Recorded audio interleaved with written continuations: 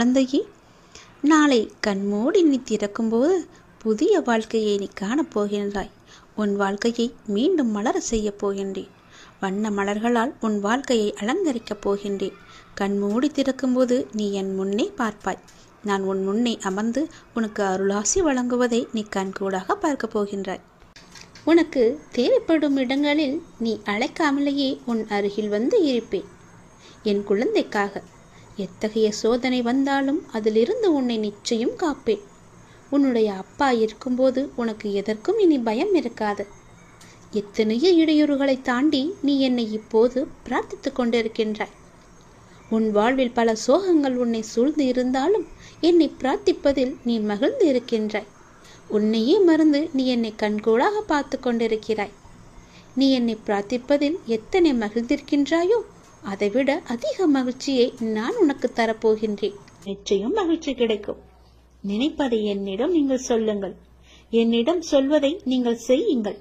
மகிழ்ச்சி தானாகவே உருவாகும். முதலில் நல்ல மனிதராக வாழ பழகு. ஊக்கத்துடன் நுழைத்துக்கொள். பொன், பொருள், புகழ், செல்வம் எல்லாம் உங்களை தேடி தானாக வந்து சேரும். இறைவனானவன் யாரையும் வீணாக படைக்கவில்லை. ஒவ்வொருவருக்கும் ஒவ்வொரு ஆற்றல் வைத்து படைத்திருக்கின்றார். உணர்ந்தவர் வாழ்வில் பிரகாசமாக இருக்கிறார். உணராதவரோ வாழ்க்கையை வீணெடுத்து விடுகின்றனர்.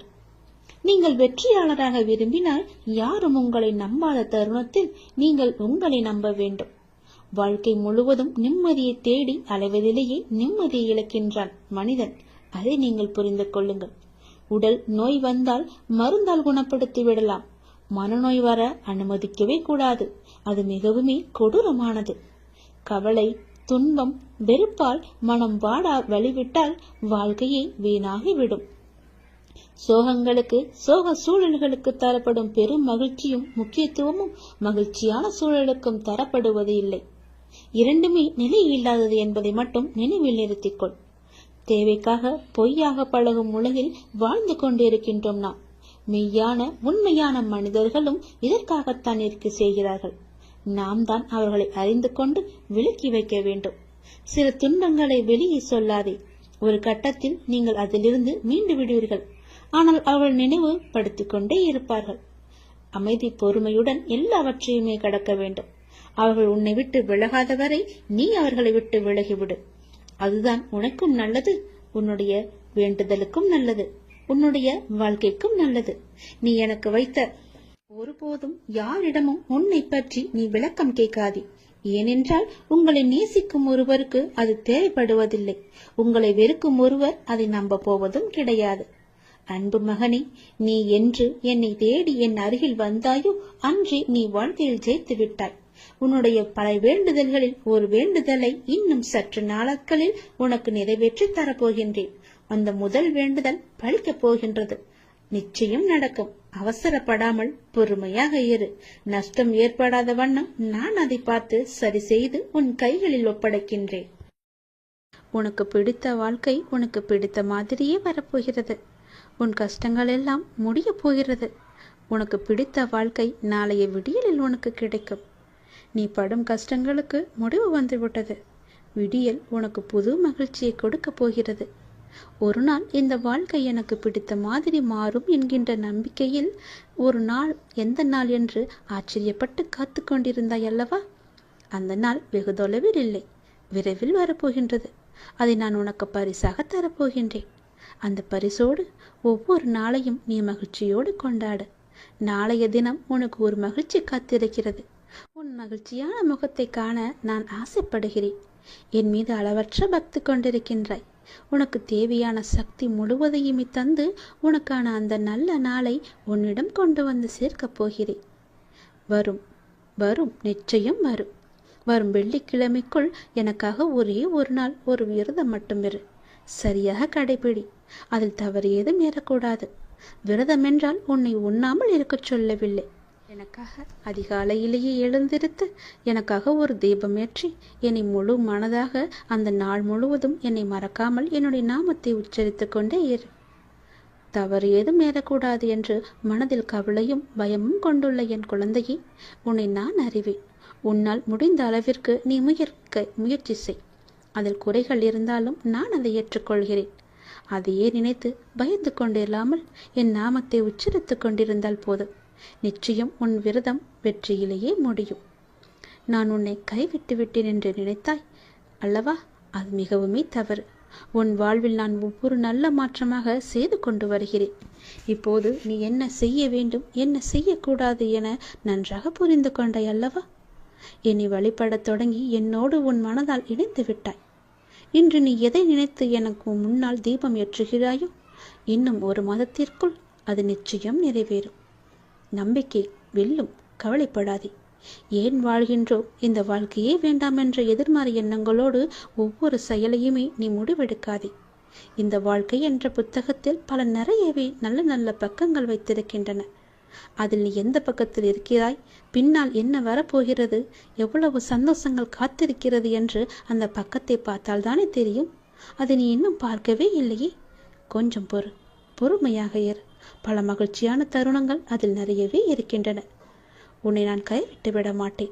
நீ என்னுடைய அன்பு குழந்தை. நாளை காலை எழுந்திருத்து எனக்காக ஒரு தீபம் ஏற்றிப்பார். அந்த விரதத்தின் முழு பலனையும் அடைவாய். ஒரு மாதத்தில் நீ நினைத்தது அனைத்துமே நடக்கும். சந்தோஷமாகவே நடக்கும். என் மீது கொண்ட நம்பிக்கையே உனக்கு பல வெற்றியை கொண்டு வந்து சேரும். உன் படும் கஷ்டங்களுக்கெல்லாம் ஒரு முடிவு கட்டத்தான் நான் வந்திருக்கின்றேன். நீ என்று எனக்காக விரதம் இருக்கிறாயோ அன்றே உன் கஷ்டங்கள் எல்லாம் முடிந்துவிடும். கவலைப்படாதே. உனக்காகவே உன் அப்பா நான் காத்து கொண்டிருக்கிறேன். உனக்கு பல நல்லதுகளை செய்ய காத்து கொண்டிருக்கிறேன். இனி உன் வாழ்வில் ஒவ்வொரு நல்லதும் இனி ஒன்றன் பின் ஒன்றாக உனக்கு நடக்கும்படி நான் மாற்றி அமைக்கிறேன். நல்லது நடக்கும். உனக்கு மிகப்பெரிய வெற்றி உன்னை தேடி வர காத்து கொண்டிருக்குது தெரியுமா? நீயே ஆச்சரியப்பட்டு போகும் அளவுக்கு மிகப்பெரிய வெற்றி செய்தி உன்னை வந்து சேரப்போத. சந்தோஷமாவே நீ இருக்க போற. நீ எதை எதிர்பார்த்து காத்திருந்தாயோ அந்த நல்ல செய்தியே உனக்கு வந்து சேரும். கவலைப்படாத என் தங்கமி. ஏன் அப்படின்னு கேட்குறியா? என்னுடைய அப்பா எல்லாமே என் கூட இருக்காரு.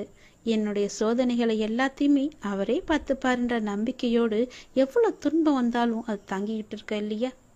அந்த துன்பத்தை எல்லாம் போக்குவதற்காகத்தான் உன்னுடைய அப்பா உங்ககிட்ட பேசுவதற்காக வந்திருக்காங்க. என்னை நம்பியவர்களுக்கு சோதனை அதிகமாக தான் வரும். ஆனால் அந்த சோதனை எல்லாம் தாங்கும் சக்தியை நான் கொடுப்பேன். அந்த சோதனையே அவங்களுக்கு தெரியாத அளவுக்கு அந்த சோதனையும் நானே அதை கழிச்சிடுவேன். ஆனால் அவங்களுக்கு தோல்வி என்பதே கிடையாது. என்னட்ட சரணடைஞ்சிட்டாங்கன்னா வேறு எவரிடமும் கையேந்த வேண்டிய அவசியமும் இருக்காது. என்னுடைய நாமம் முழுவதுமே உனக்குள்ள நிறைஞ்சிருக்கும் போது நீ ஏன் பயப்பட்டுக்கிட்டு இருக்க? உனக்கு யாரும் இல்லைன்னு ஏன் கலங்கிக்கிட்டு இருக்க? எதற்கு அவசரப்படுற? நீ என்னுடைய குழந்தை தானே. நீ நினைச்சது உடனே நடக்கணும்னு நினைக்கிறதே பெரும் தப்பு. அதுக்கு நீ கொஞ்சம் பொறுமையாக தான் இருக்கணும். எல்லாத்துக்கும் ஒரு காரணத்தோடு தான் எல்லாத்தையுமே தள்ளி வச்சுக்கிட்டே இருக்க. நீ கேட்ட உடனே கொடுப்பதற்கு எனக்கு தெரியாதா? ஆனால் உனக்கு கொடுக்காம தள்ளிக்கிட்டே போகிறதுக்கு நிச்சயம் ஒரு காரணம் இருக்குன்னு நீ நம்பணும் இல்லையா? ஏதோ ஒரு நன்மை இருக்கு. அதனால தான் நான் கேட்டதை என்னுடைய அப்பா எனக்கு கொடுக்கல. ஏதோ ஒரு விஷயம் அதில் மறைஞ்சிருக்கு. அது எனக்கு நன்மையாக தான் இருக்கணும் அப்படின்னு நினச்சிக்கிட்டு இருந்தீங்கன்னா அதுதான் உனக்கு நல்லது.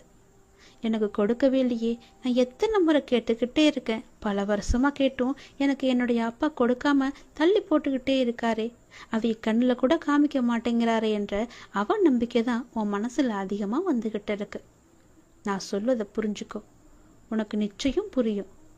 அப்படி புரியும் போது நான் உனக்கு நல்லது தான் செஞ்சுருக்கேன்னு உனக்கே தெரிய வரும். உனக்கு எந்த நேரத்தில் என்ன தரணும்னு எனக்கு மட்டும்தான் தெரியும். அவசரப்படாத, பொறுமையாயிரு, நம்பிக்கையை விட்டு விடாத. உனக்கு எது நன்மையோ அதை நிச்சயம் கொடுப்பேன். அப்படி நீ கேட்டும் கொடுக்கலனா அதில் ஏதோ ஒரு தவறு இருக்குன்னு நினச்சிக்கோ. எதற்கும் அவசரப்பட்டு எல்லா காரியத்தையுமே நீ வீணடிச்சிடாத.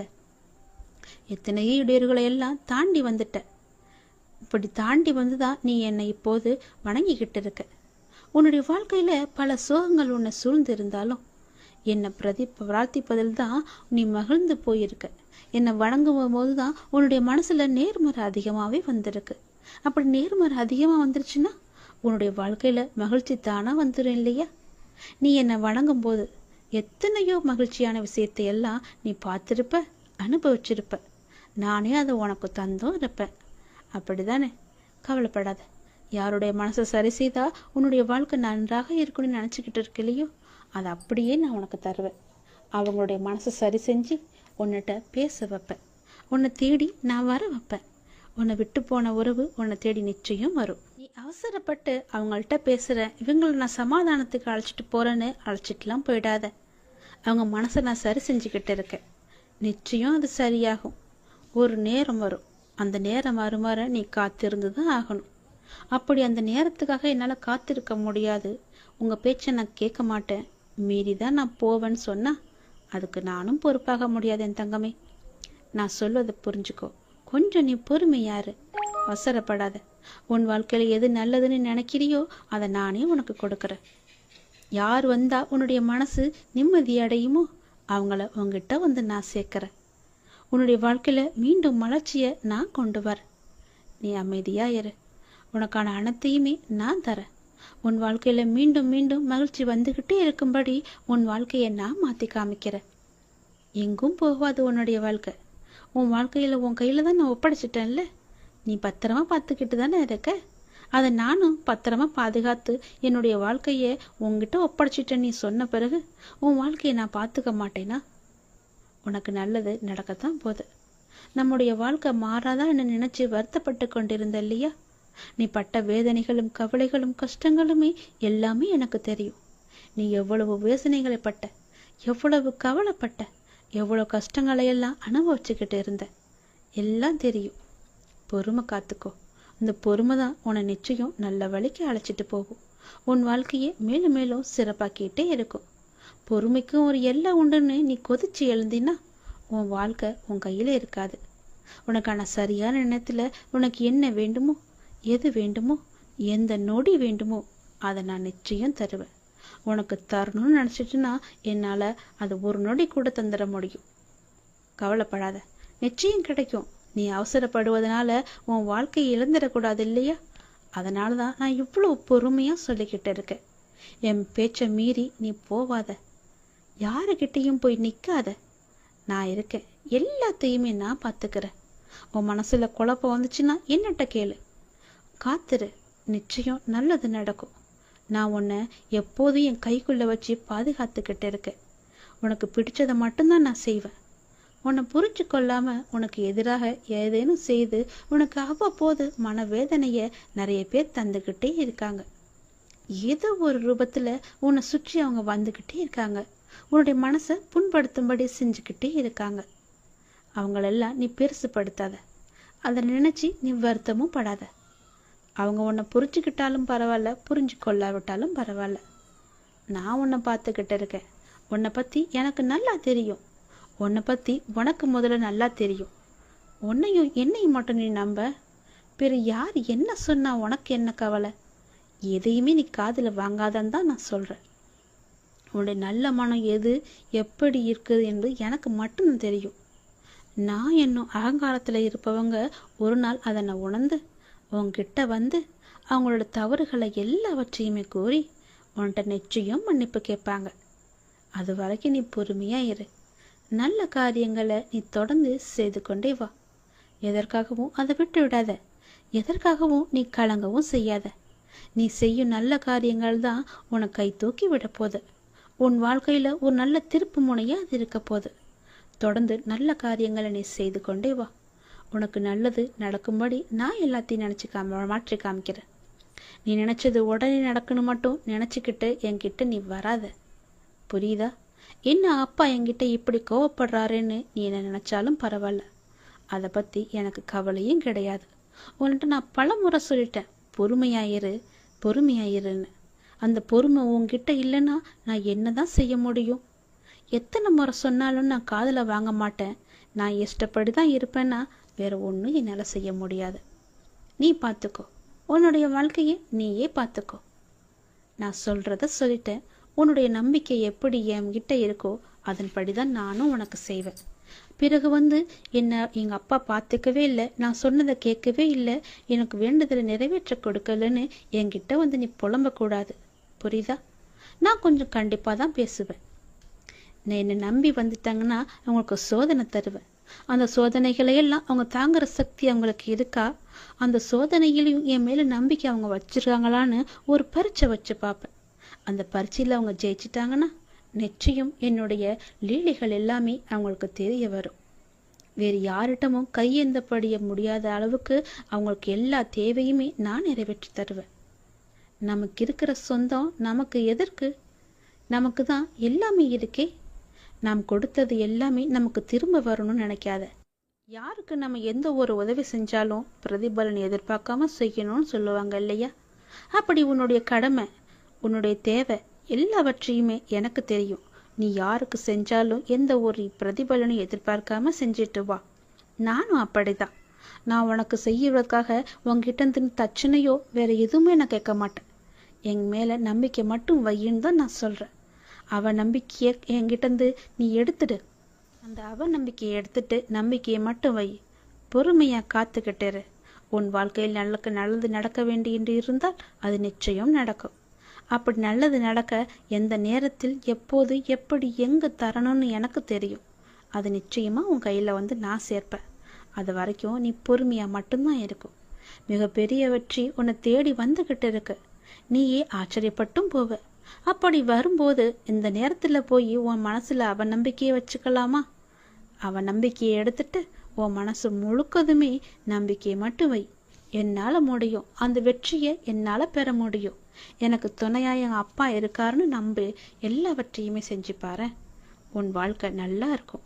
நீ நினைச்ச மாதிரியே உன் வாழ்க்கை பிரகாசமா இருக்கும். யார்கிட்டமும் போய் நீ கையேந்து நிக்க வேணாம். யாருகிட்டையும் போய் நீ கை கட்டி நிக்கவும் வேணாம். நீதான் ராஜா, நீதான் மந்திரி. உன் வாழ்க்கை நல்லாவே இருக்கும். சந்தோஷமாயிரு. உனக்காக தான் நான் இருக்கேன்.